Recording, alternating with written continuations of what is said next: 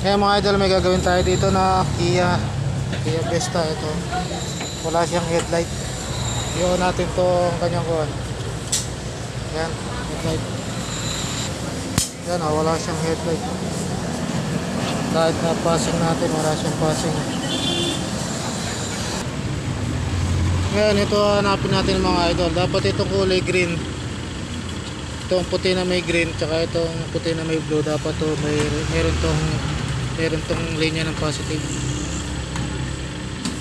Ito wala oh.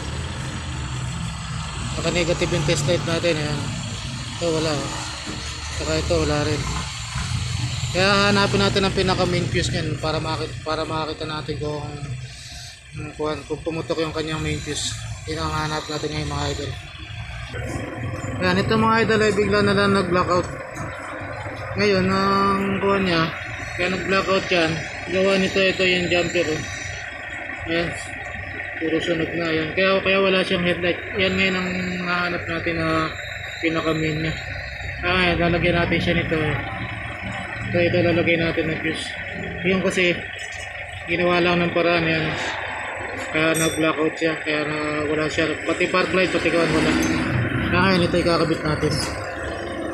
Ayan, ikakabit natin. Ngayon tsaka natin testingin. Kaya mga idol, headlight na natin siya. Ayan, meron na siyang headlight. Meron na siyang high. Ayan, gumagana na siya mga idol. Ayan ang problema niya. Okay.